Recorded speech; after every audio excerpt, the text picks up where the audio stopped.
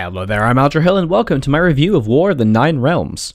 In War of the Nine Realms, you're put in command of one of four Norse realms, battling it out on the fields of battle. I first saw War of the Nine Realms at UK Games Expo last year, beneath their famous battle bus. You climbed inside to try out the game using prototype cardboard unit tiles, and it was an absolute blast. So, what's different from last year now that I have my hands on a finished copy? Well, it's certainly in a more finished state. The tiles are prettier, the overall design more complete, and I'm pretty sure it's undergone some balancing as well. But how does it play? Well, in War of the Nine Realms, each player gets 5 special units with a small pool of health, similar in essence to the special pieces in chess like knights or a queen, each with their own special attacks and moves. Alongside that, you get a multitude of warriors to fill out your army, ideally using them as disposable units. The game plays out quite simply. You select your realm cards, place the map pieces that will serve as your hexagonal map, and then get to battling.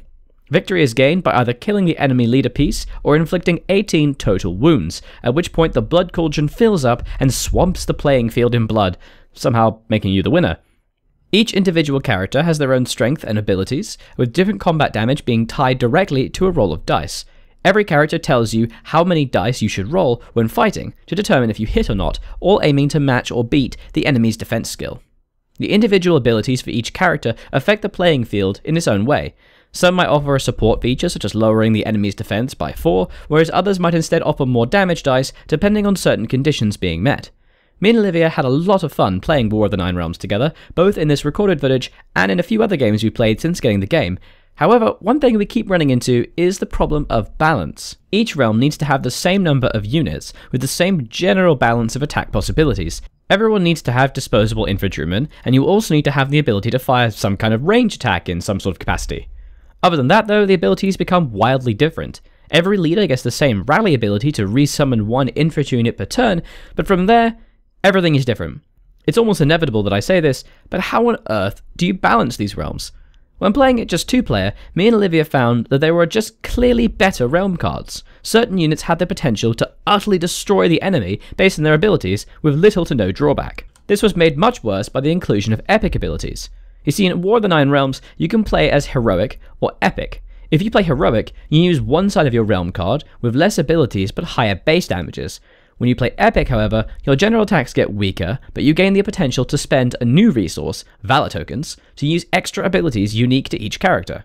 As these are gated by requiring a certain number of tokens, which can only be gained by sacrificing actions or simply waiting several turns, it creates situations wherein one player just has a really good Valor ability and can destroy the enemy just by saving it up.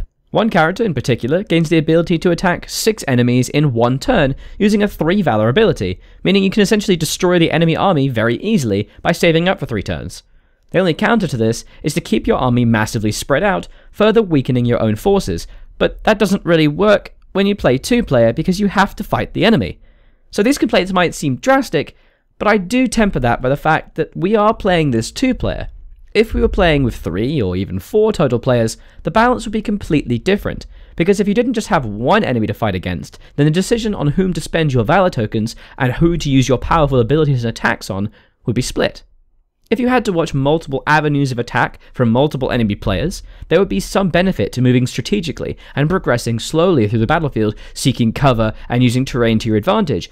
But instead, with just 2 players, it makes more sense to just rush as quickly as possible to an advantageous position and then fight them with your best troops until you win. War of the Nine Realms is, despite all this complaining, a really fun game. It's just that I don't think it's especially balanced for 2 players, but that's okay.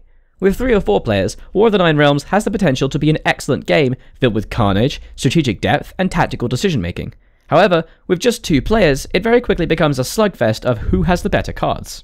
War of the Nine Realms serves to illustrate how a game that doesn't entirely hold up for 2 people might still be excellent for 4 players. It offers decision-making with regard to map placement, tactical positioning, and ability usage, all constrained by a limited number of available actions per turn. It's a lot of fun, but man does it make you salty.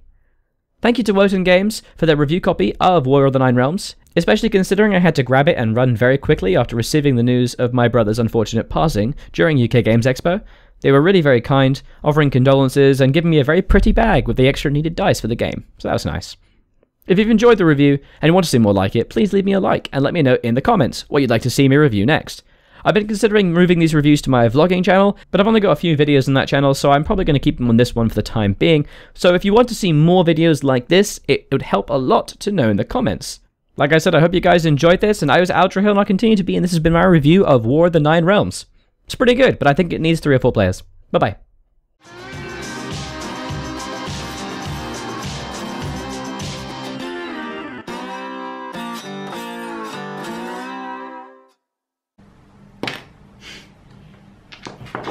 The blood pours from the vial to swipe my pauses away. There you go, I win. GG. Winner packs out.